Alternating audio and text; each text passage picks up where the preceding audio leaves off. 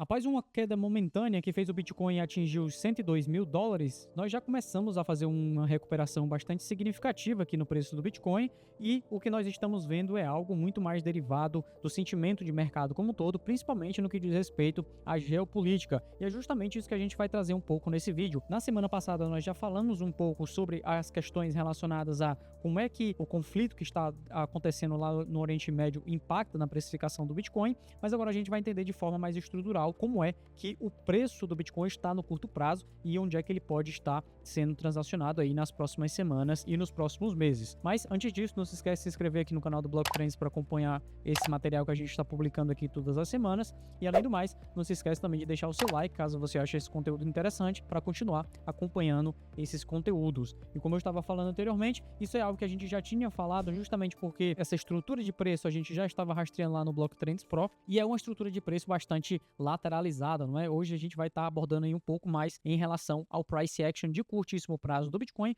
porque de fato essas armadilhas têm surgido e têm pego bastante gente aí, vários investidores aí de calça curta, principalmente quando a gente tem esse tipo de candle aqui no 4 horas, que é um falso rompimento, né? Ou seja, ele deixa uma vela bastante significativa aqui nessa região, que foi justamente ali nos US$ 102.000, e depois ele acabou por recuperar. Agora a gente já está passando dos US$ 107.500, mas esse é o mesmo preço que a gente já viu 1, 2, 3, 4, 5, 6, 7, 8 vezes, 9 vezes mais ou menos aí nas últimas semanas somente, né? Então isso mostra que a gente está dentro de um cenário de encaixotamento, né? Então basicamente o preço do Bitcoin está negociando nessas máximas e nessas mínimas, né? Ficando aí uma estrutura de lateralização que geralmente acaba impactando principalmente os investidores de mais de curto prazo, investidores que são mais imediatistas, porque ficam tentando negociar essa zona de curtíssimo prazo e acabam perdendo o cenário big picture, né? Ou seja, acabam perdendo aí o cenário maior, acabam focando muito na variação de preço das últimas horas e esquecem justamente essa tendência de alta, que é a tendência de alta que a gente veio seguindo aí desde que nós fizemos esse microfundo duplo aqui nos US$ 74.000, e como vocês podem ver, é uma tendência de alta bastante significativa que esteve guiando o preço do Bitcoin num formato de escadinha, né? Então a gente veio subindo e lateralizava, veio subindo, lateralizava, veio subindo, e agora a gente está numa lateralização mais extensa do que foi as últimas vezes, né?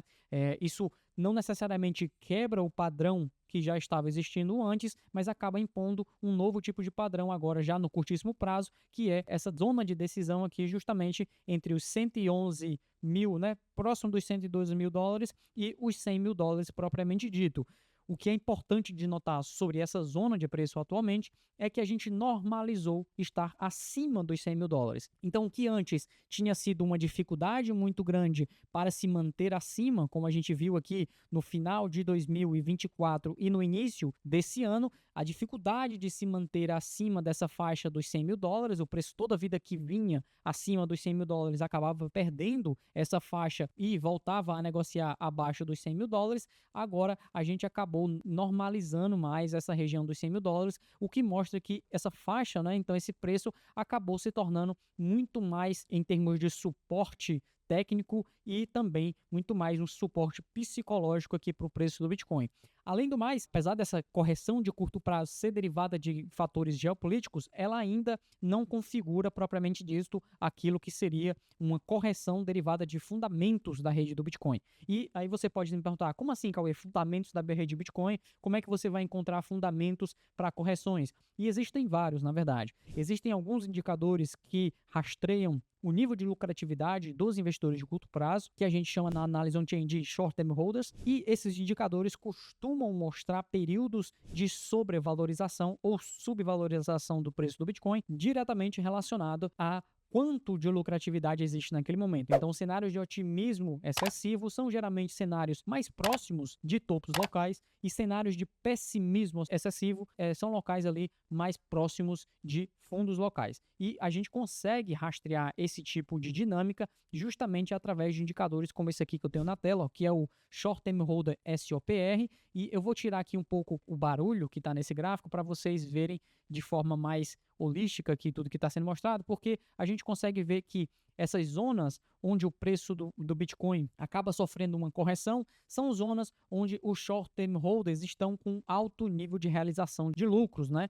Você pode ver aqui, ó, se tirar o preço do Bitcoin, quais são esses níveis. Todas essas vezes que o indicador do short-term holder cruza acima dessa região, você vê um alto nível de risco. E se você colocar também aqui o preço do Bitcoin, você vai perceber que essas regiões são regiões que o preço do Bitcoin acaba corrigindo posteriormente. Eu fiz aqui esse gráfico, estruturei esse gráfico justamente para você conseguir ver de forma visual e nós podemos até deletar o indicador e ficar somente utilizando sinalizações de alto e de baixo risco. E aqui você pode ver também as sinalizações de alto risco, ou seja, você percebe que após a sinalização de alto risco, o preço do Bitcoin acaba fazendo uma correção depois, ó, todas as vezes que tem uma sinalização de alto risco, o preço do Bitcoin acaba entrando dentro de um cenário corretivo e a mesma coisa acontece para cenários de baixo risco, né? Todas as vezes que nós temos um cenário de baixo risco, como por exemplo aqui onde eu estou mostrando, ou aqui nessas 3 vezes anteriores, ou aqui na última vez que nós tivemos ali abaixo dos $80.000,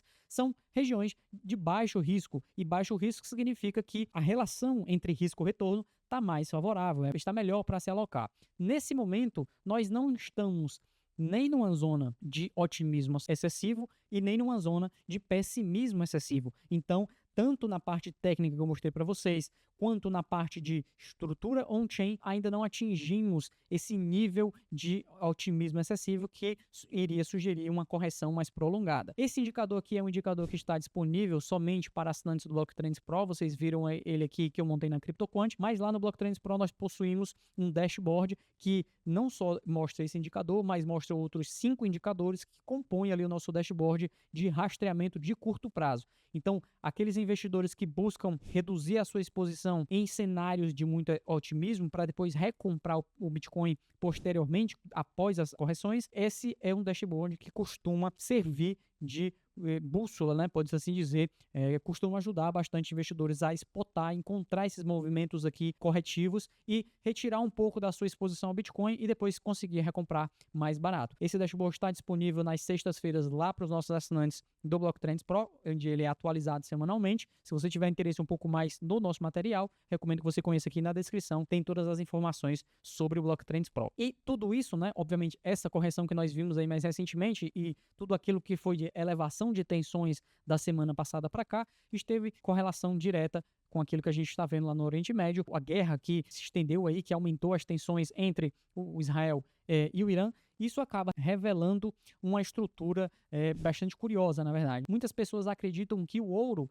ele é uma ótima forma de se proteger, de redear essas situações de crise, essas situações de eventos geopolíticos, né? Mas a verdade é que o Bitcoin é muito melhor do que o ouro para fazer essas movimentações de proteção de capital após esses eventos geopolíticos. E esse foi um relatório que a gente escreveu, né, que eu escrevi em outubro de 2024, então já faz um tempo que a gente tem esse relatório aqui à disposição, e nele eu rastreei diversos eventos, né? Então eu rastreei aqui 16 eventos geopolíticos que aconteceram no mundo nos últimos 5 anos, e através deles a gente consegue ver a rentabilidade do Bitcoin após esses períodos. E se você prestar atenção, você percebe que tanto 30, 90 e 120 dias após esses eventos geopolíticos, o Bitcoin chega a subir aí quase 30% em média, tá? E você pode ver aqui que isso não é linear, obviamente, né? Então a gente tem aqui, ó, 16 eventos geopolíticos dos últimos 10 anos ali, 90 dias após,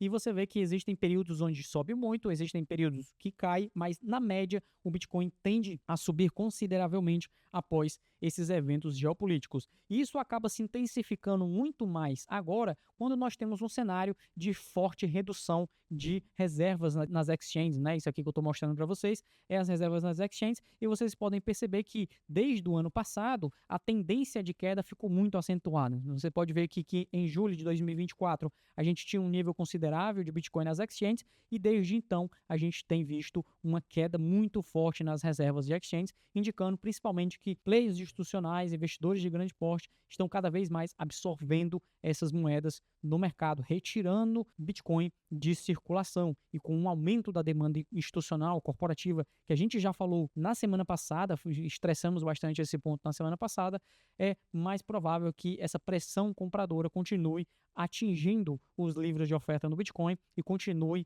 ajudando essa tendência que eu mostrei para vocês. Além disso, a gente tem também o fluxo de liquidez global, algo que nós já trazemos aí há um bom tempo, inclusive até nesse próprio relatório aqui, ó, que foi escrito no dia 2 de outubro de 2024, a gente já tinha esse mesmo indicador aqui, ó. Olha quanto é que estava o preço do Bitcoin naquela época. Estava 63.524 e a gente já estava percebendo justamente essa subida que o Bitcoin poderia vir a fazer, derivada dessa base monetária global, né, do crescimento da base monetária global com o delay que ela existe. Então, quando aumenta o nível de liquidez global, existe um delay, existe um atraso até que esse capital flua por dentro do sistema financeiro, flua por dentro dos bancos e acabe sendo jogado ali de volta, acabe sendo depositado no mercado do Bitcoin. Eu utilizo aqui dentro do Blocktrends o avanço de 72 dias, ou seja, eu percebo que existe uma alta correlação com um atraso de 72 dias e é justamente esse que eu estou mostrando para vocês agora atualizado. E como vocês podem ver, até mesmo a correção que nós estamos vendo atualmente, né, que está justamente aqui nessa faixa, ó, ela também está bastante correlacionada com a própria faixa ali da correção do M2 global. E depois dessa correção lateralizada aqui que a gente está vendo, né, a probabilidade muito grande do Bitcoin continuar subindo e fazendo uma nova pernada de alta. Isso com base de várias perspectivas, né? Então no começo eu mostrei análise técnica, depois eu mostrei um pouquinho de análise on-chain e agora a gente já está falando de um pouco mais de fatores macroeconômicos que poderão impactar, principalmente em termos de liquidez. Então fica aí a visão mais geral sobre a estrutura do Bitcoin atualmente. Essa semana a gente ainda vai fazer mais conteúdos relacionados principalmente ao Federal Reserve, como é que vão ser os impactos relacionados à alteração de taxa de juros e projeções econômicas lá do Banco Central dos Estados Unidos. Então, por isso, aproveita, se inscreve aqui no canal para continuar acompanhando esse material e lembre-se, tudo isso que eu mostrei para vocês, inclusive aquele relatório, estão disponíveis lá no Blocktrends Pro, onde nós estamos mostrando para os nossos assinantes como se posicionar no Bitcoin e principalmente como dominar o ciclo de mercado utilizando indicadores quantitativos. Muito obrigado para você que esteve me acompanhando até aqui. A gente se vê no próximo conteúdo aqui do Blocktrends. Tchau!